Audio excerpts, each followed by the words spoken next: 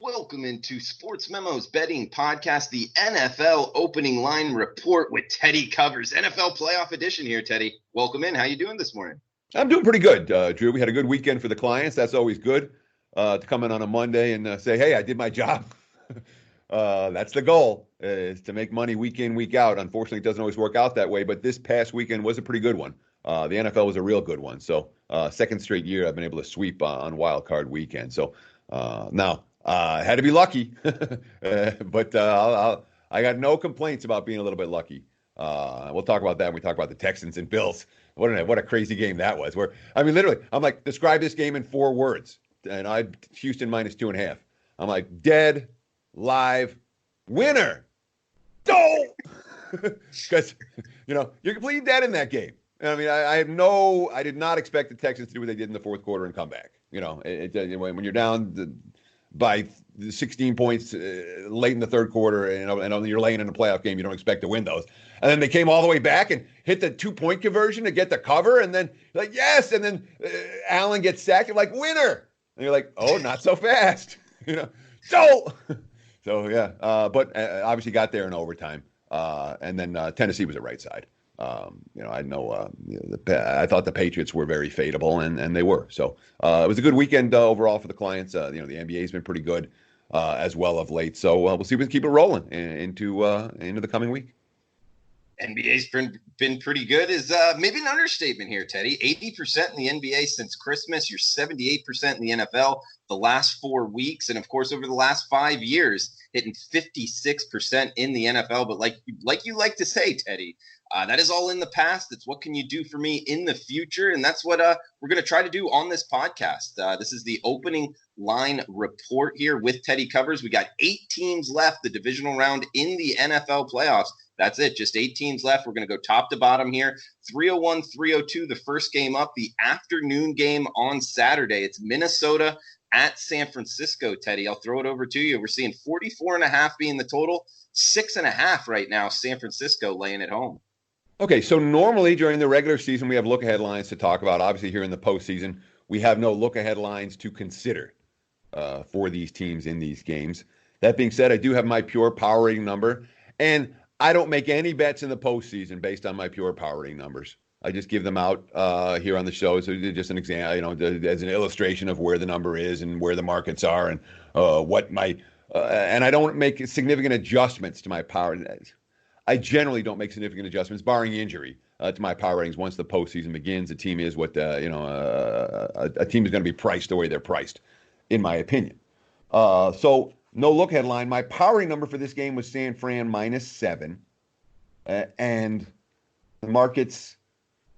There were some 7s last night. They all got taken out down to 6.5. And now we're seeing some uptick again this morning. It's really, I'll call this line 6 3/4 right now. Maybe not. It's still 6.5. But there are signs that it could go back to 7. I wouldn't be shocked if this line goes back to 7. If you like San Fran, I don't think it's going to hurt you one iota to lay 6.5 now, as opposed to waiting to see what this line is going to do. I don't think this line is going way down, and 7 is the key number, in this point spread range. So if you like San Francisco, if this is a Monday bet, you make this bet now. You don't delay. If you like Minnesota, I think you can wait. Again, you can grab a 7 now if you like. There are a handful of 7s up there, not many, but a handful. And the markets appear to be moving after that initial move towards the Vikings yesterday. They appear to be moving back to San Fran this morning. So if you like the Vikings here, maybe you wait. Now, we're going to do some talk about strength of schedule on this show. I know we have some questions to answer at the end of the podcast, but I wanted to go through my strength of schedule numbers for these teams throughout the course of the regular season. I'm not worried about the stagger numbers. We'll talk about those later. But my strength schedules have these two teams basically even. So it wasn't like Minnesota or San Fran. There's a dramatic schedule disparity, like we saw last week in Houston-Buffalo. There was a dramatic schedule disparity and a pretty big one in Tennessee, New England as well, where the Titans had faced the much tougher slate and the Patriots had faced the 32nd ranked, my 32nd ranked schedule, the single weekest schedule in the NFL. to get there. In this instance, I'm not seeing a ton in terms of my numbers for strength of schedule disparity at all between these two squads. So there's no bet you're going to make based on that. Impressive win for the Vikings. That was impressive in a couple of different ways. And yet at the same time, a fourth quarter lead, a Kirk Cousins, double-digit fourth quarter lead they can't hold. If New Orleans manages their clock correctly, perhaps Minnesota isn't here right now. And for as much success they had offensively, the concerns remain about that Vikings defense and their ability against the better offenses that they'll face. Now, Zimmer, heck of an underdog coach. And for all the regular season success San Fran has had, there's a feeling, and I think there's a legit feeling in the market that the 49ers are a bit of an interloper. They haven't proved anything yet. All they've done is had a good regular season, a team with no postseason track record, a quarterback with no postseason track record, et cetera, et cetera. Cousins got the monkey off his back yesterday. Garoppolo doesn't have a monkey off his back yet in terms of a playoff win. So while I wouldn't be surprised to see this line go back up to 7, I also wouldn't be surprised to see it sit at 6.5 all week. The initial take on the total has been towards the under. 49ers aren't an under team. San Fran, for as good as their defense has been, Shanahan is a play caller extraordinaire. And if San Fran is going to win this game and cover this spread, I think there is at least modest correlation with the over in this contest. 49ers going to have to score points. So for whatever that's worth, total-wise, again, we've seen slight indicators towards the under early, but I'm not convinced that's the way the broader markets are going to move. 45, it looks like it's sitting here right now. 44.5's out there. I don't see a big move in the total early in the week. All right, Teddy, and we're not. Are we doodly-ooping this 6.5 to 7 here? Or? And so I didn't have any doodly-oops, and this one's probably worth a doodly-oop. Yeah, it should be. Because if you like the 49ers, you play the 6.5 today. Yeah, let's get that doodly-oop out. You got it? Doodly-oop? Doodly-oop? You got to sing it. Doodly-oop, doodly-oop, doodly-oop. Yeah, 49ers. But normally I like to doodly-oop when I'm convinced the line is going to move, and I'm not convinced this line. It could well sit at 6.5. So it's a doodly-oop with an asterisk here. I don't think the line is going down any further. There's a chance it goes up. There's a chance it just sits here. All right. Well, we only got 4 games. So the one with the I guess according to Teddy, with the 6.5 maybe not lasting too much longer here. San Francisco and Minnesota leading us off on Saturday. We got the Saturday night primetime matchup here, 8:15 Eastern, 5:15 Pacific kick, Teddy. 303, 304, the rotation numbers. Tennessee at Baltimore. We're seeing the Ravens heavily favored here, 8.5 or 9 at home, 47 being the total, Teddy. And the early money's come for Tennessee. This was 9.5 across the board last night. There were even a couple of 10s out there last night. Now it's pretty much 9s and 8.5. And again, we're not talking about the key number here at 9.5 versus 8.5 versus 9. It's not a emergency betting alert situation, and I'm not convinced necessarily the money will continue to show for Tennessee. That said, if you like the Titans and you missed the 9.5, you might want to grab the 9 today because that early money has come for Tennessee. And Baltimore, again, Ravens don't have they have plenty of playoff experience. Lamar Jackson doesn't. He had one playoff start last year, and it was ugly. And I remember that game. I had the Chargers in Baltimore, and I went back and looked at the box score. I'm like, no, this wasn't it. Because in the game, let's see, they had 11 first downs and 229 total yards. I'm like, no, that's bullshit. They didn't have anything. But then the last 2 scores, they had 158 yards of the 229 against the prevent defense. After they were already down 23-3. It was all garbage time. I mean, the Ravens did nothing in that game until the Chargers were way ahead. So it's the kind of thing where I'm sure Baltimore will remember that. I'm sure Harbaugh will remember that. I'm sure Lamar Jackson will remember that. That said, the question is, was that Tennessee's Super Bowl or not? To go up to New England and win. And it could be. Well, yeah, it could be. But it also, the Titans are a team whose season-long stats lie because Marcus Mariota was at quarterback for the first 6 games, and Marcus Mariota wasn't good at quarterback. And then ever since, if you do nothing but take out the Mariota games, just look at the Tannehill games for Tennessee, you get a very different statistical profile. You get an elite offense, okay, instead of an okay offense. And it makes an enormous difference. And I mean, they were able to win a playoff game in New England where Tannehill stunk and they couldn't get anything going in the passing game at all. Henry was good enough to just run the football to victory. Now, is that going to work against Baltimore? You know, the advanced metric stats don't love this Ravens defense. Okay. You know, Lamar Jackson's done some incredible stuff. And boy, when you go through the Ravens game log, you're like, wow, they blew out this good team and they killed that good team. And, you know, the back half of the season, this team was an absolute juggernaut. They really were by far the best team in the NFL during that span. But all that's regular season. You know, when it comes to postseason, they lost at home last year in the opening round, and they have a quarterback who's never won a playoff game. You know, Baltimore has been an overachiever in some postseasons in the Harbaugh era. He's certainly a coach we have a lot of respect for. All that said, you know, my initial gut reaction to this game was I think the Ravens are going to move the ball against the Titans, and I think the Titans are going to move the ball against the Ravens. So the initial reaction is, hey, let's look at an over in this contest. There's a problem, though, with the over, and the markets have already moved to the under this morning. What does Tennessee want to do? They want 15-play, 79-yard drives, grind it out on the ground, punch it into the end zone, 8 minutes off the clock. What does Baltimore want to do? 15-play, 79-yard drives, keep the ball on the ground, you know, keep the other team's offense off the field. So I worry about the number of possessions in this game when it comes to the total.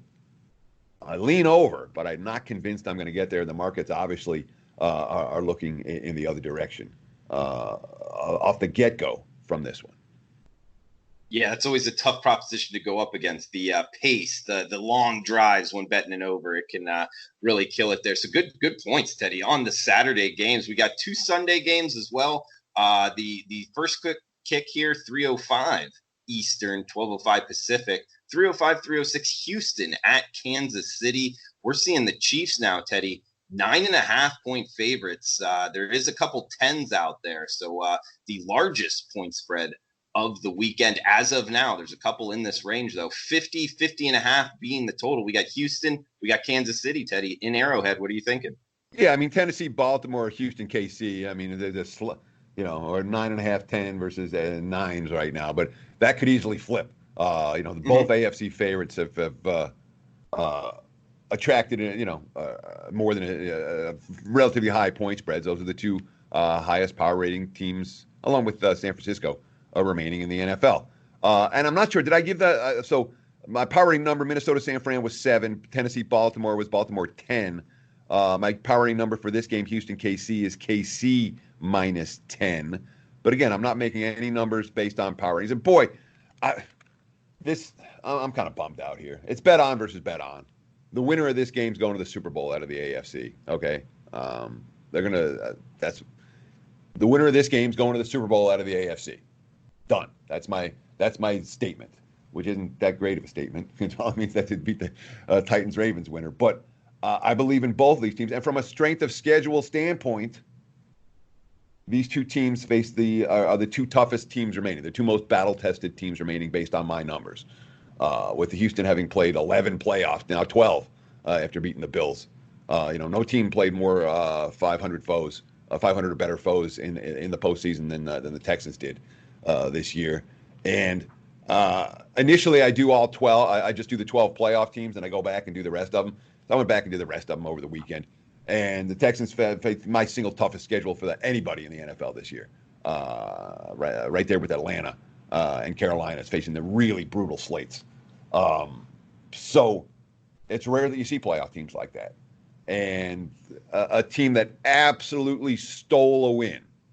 You know, Buffalo was a better team for the majority of that game, and the Texans made some plays. And Deshaun Watson made some plays, and maybe they get Will Fuller back this week, which changes up that offense.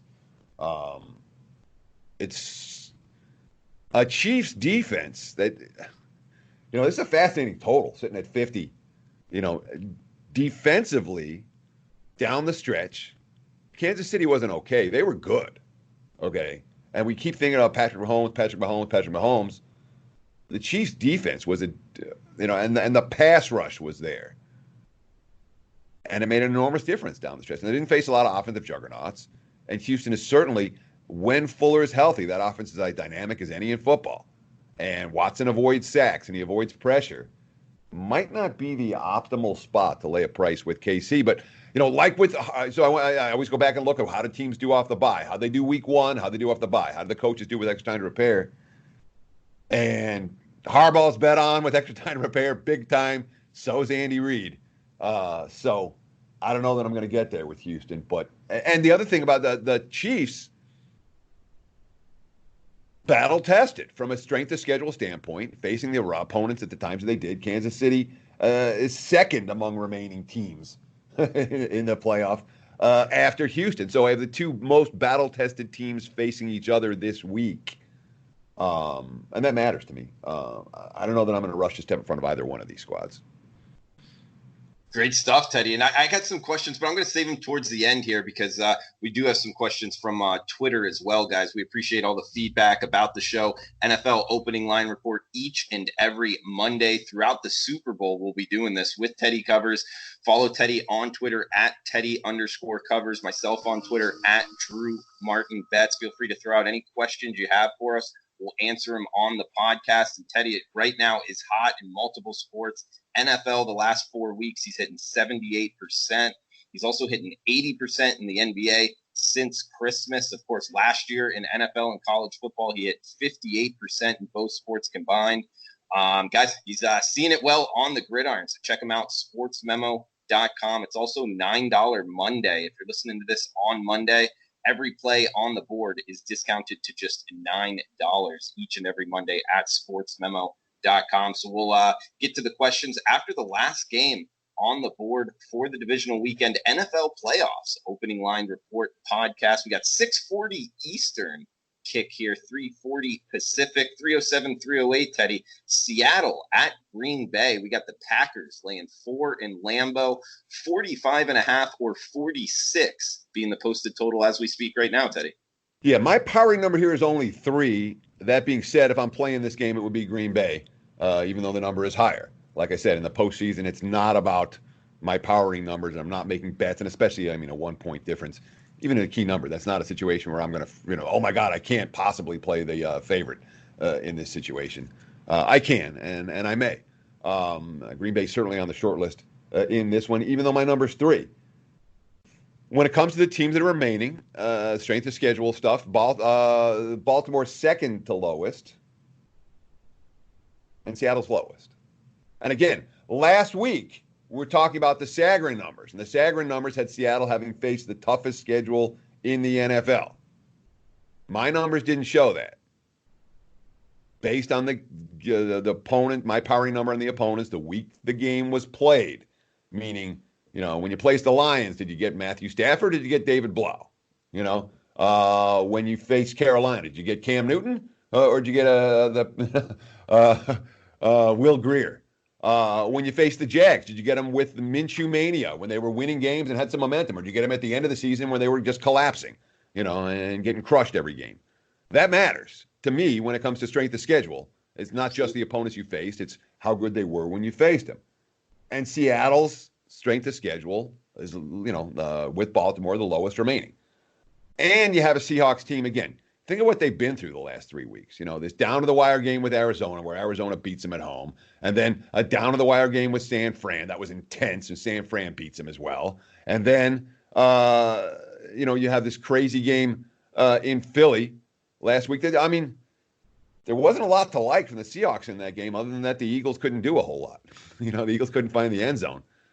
I've got my concerns about the Seahawks moving forward. They're still riddled with injuries. And the Packers have just been sitting there, a team that hasn't gotten respect in the markets. The veteran quarterbacks are gone. The Brady's gone. Breeze is gone. Rodgers is the biggest name remaining. My initial lean is definitely towards Green Bay minus They face a tougher slate, and I worry about the spot for Seattle. They've been through, they've been through a lot in the last month, and if the Seahawks hang tough in this one, I give them all the credit. And Pete Carroll's really tough to bet against on the road, and the Seahawks are tough to bet against in the playoffs. And all they've done is win games and cover games like this all year. I still lean Green Bay.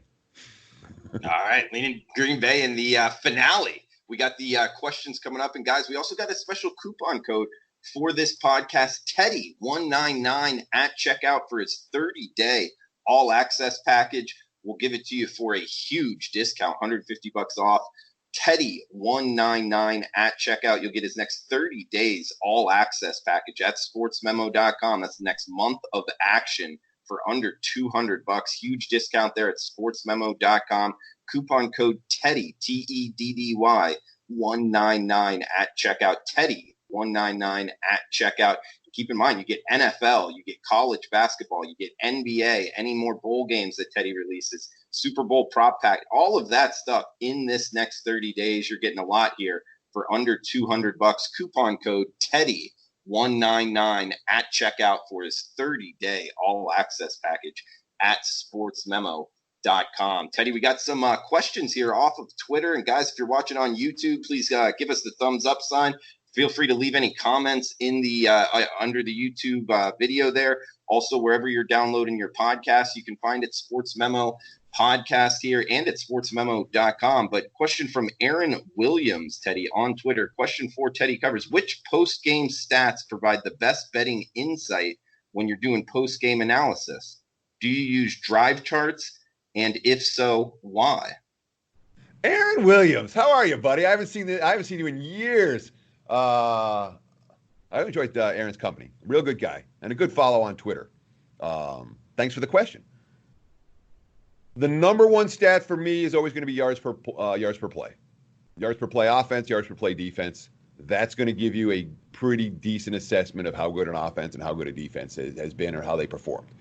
I'm always interested in turnover stats. I'm always interested in red zone stats. I'm always interested in third and fourth down efficiency stats. Those all stand out to me and something I look at on a week in, week out basis. I am not a drive chart guy. I do go through the play-by-play of every game, but I also watch just about every game. So I'm going through to refresh memory. Could they move the football consistently? Couldn't they move the football consistently? I make my numbers by hand.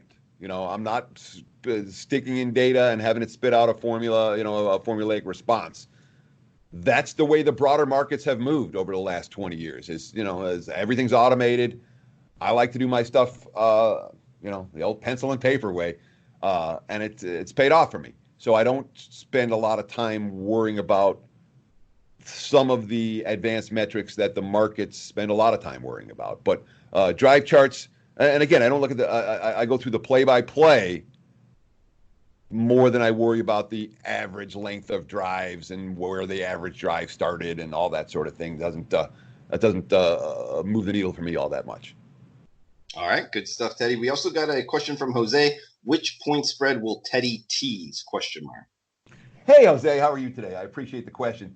And look, if you're teasing this week, there's two there's really only two choices. You're supposed to tease Baltimore down. You're supposed to tease Kansas City down. That's where you're crossing. You're getting all the key numbers, 3, 4, 6, and 7. You need a 7-point teaser to do it, but that's the tease this week. That's the basic math, basic strategy teaser this week would be Baltimore and Kansas City. Not teasing them up, not teasing the dogs up, but teasing the favorites down to below a field goal. San Fran, Minnesota doesn't fit into that. Seattle, Green Bay doesn't fit into that. So the two-teamer would be Baltimore and KC teased. I'm not going to make that bet myself for what it's worth. All right, Teddy, some more questions here. And then we got Chris Bamford here on Twitter. Chris Bamford, thanks for the question. The Sagarin strength of schedule system went 2-0 this past week. I am thinking the system will apply to Seattle again this week. Number 1 versus number 25. Speaking of strength of schedule here, Teddy, can you confirm and any thoughts? So the strength of schedule system is a 1-week system. It works for wild card round. Okay. Good point. And it has not worked historically past the wild card round. And I can't tell you why it was worked wild card round and not the other week. I can give you the strength of schedule numbers for every team remaining based on the Sagarin numbers. And I also took the liberty, and I apologize, I prepared for your question. I took the liberty of quantifying my 8 teams remaining, or the 8 teams remaining, and where they are in my numbers. So first I'll give you the Sagarin. Sagarin has Seattle having faced the toughest schedule in the NFL. Again, my numbers have the Seahawks as the weakest schedule remaining. Sagarin has them as the toughest. So there's a huge disparity between my Seattle number and the Sagarin Seattle number. Seattle's the toughest. Houston at 7. They're the only other team in the top 10. KC at 15 in terms of strength of schedule. And those are the only 3 teams in the top half. Then San Fran's at 17. I got Tennessee at 23, Minnesota 24. Baltimore 22, Tennessee 23, Minnesota 24, Green Bay 26. So based on the Sagarin numbers, Seattle would be a clear choice at Green Bay, but that is a wild card trend, wild card round trend. Now, let me give you my numbers because they're very different. I broke them down into quartiles, or really into four categories. All right. 2 teams that have faced legitimately tough schedules, Houston and Kansas City. Those are the top quartile. Bottom quartile, 2 teams that have faced relatively weak schedules. That would be Baltimore and Seattle. Slightly better than Baltimore and Seattle is Minnesota, but they're below the other teams. But they're a tougher schedule than Baltimore and Seattle. And then 3 teams that are, I call middle of the pack, were San Fran, Tennessee, and Green Bay.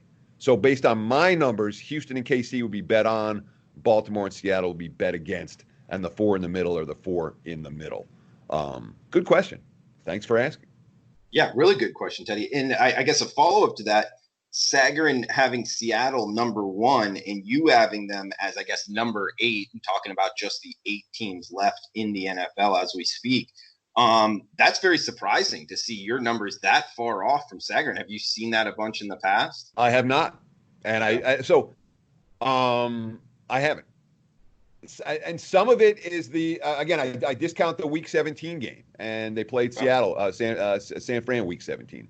And that is a way discounted mine. So that's part of it. But that's not all of it. That's only a piece of it. Seattle faced a lot of right teams at the right time this year. And the markets and the broader numbers won't show that. And I mean, if I pull out the schedule, we can think about a handful of examples where they got the right team at the right time. Let's see, they got Pittsburgh Week 2 right after Roethlisberger got hurt. They got the Saints right after Breeze got hurt. The game after. Okay, they got Teddy Bridgewater. There was something doing with the Rams in that game. They got Cleveland at their worst. They got Baltimore before the Ravens started clicking. The Niners were riddled with injuries in that first meeting. They got Philly at Philly's lowest point of the season, where I had them literally the lowest powering number of the campaign. They got Carolina when Carolina was tanking at the end. They got the Rams after the Rams. There was on and on, a game after game where Seattle faced a team at the right time, as opposed to at a different point in the campaign where they would have faced that team would have been a tougher out than they were. So that's how my numbers are different from the market numbers, and the Sagarin numbers. And I don't try to adjust my numbers towards the Sagarin numbers. I'm a believer in my numbers. I work them hard every week. There's not one number in there, all year long. I went back and looked, I probably over-adjusted this team a point here, a half point there. But big mistakes, few and far between. Teddy, we got a follow-up question for Chris. He replied to his first question. Also, with 2 number 6 seeds and a number 5 seed winning, are there stats on how teams that win on the road in round 1 of the playoffs fare ATS when having to travel again in week number 2? ? The Titans and Seahawks will be on the road. I mean, especially the Seahawks, because this was a question I was going to ask for you. They're kind of almost going cross-country 2 weeks in a row here. I haven't done my research on if they went back to Seattle. I'm guessing they did. What are your overall thoughts on this? In terms of, I'm sorry, give the question one more time. I didn't have a... Yeah. Also, with two number 6 seeds and a number 5 seed winning, are there stats on how teams that win on the road in round 1 of the playoffs fare against the spread, having to travel again in the second round? So the aggregate stats here are an issue. Okay. And of course there are stats. There's stats for everything. But if you go back and look at a long sample size, you're going to see the 5 and 6 seeds have a lot of problems this round. If you go back and look at a shorter sample size, you'll see a lot more success from the 5 and 6 teams. So if you want to trend it, if you're looking at 30 years, you're going to get a very different number than if you're going to looking at 5 or 10 years. I tend to look at the matchups one by one, and I'm not. And one thing I'm not looking about is worrying about. I don't worry about seeding. What a team's seed was. We talked about that. Remember, we talked about what a dangerous. I'm like the Vikings is a 6 seed. That's a dangerous team as a 6 seed. They are, but I'm not. The teams that win on the road in the wild card round weekend, long term, have had a lot of problems the next week. Shorter term, it has not been as bad. Teddy, what about the, we're seeing -9, -9.5, even -7. 3 out of these 4 games, depending what sportsbook you want to go at, are a touchdown or more favorites. That's 3 of the 4, 75%. That's more than in at least recent years past. I'm just going off the top here. Do you think there's anything to that of why that's going on here? Well, yeah, we saw the 5s and the 6 seeds winning, and now going on the road for the second straight week. And when you look at the favorites, the Baltimore, the KC, the San Fran, they're all power rated pretty darn high. They've all gotten a lot of market respect, and they're a little bit higher than the average.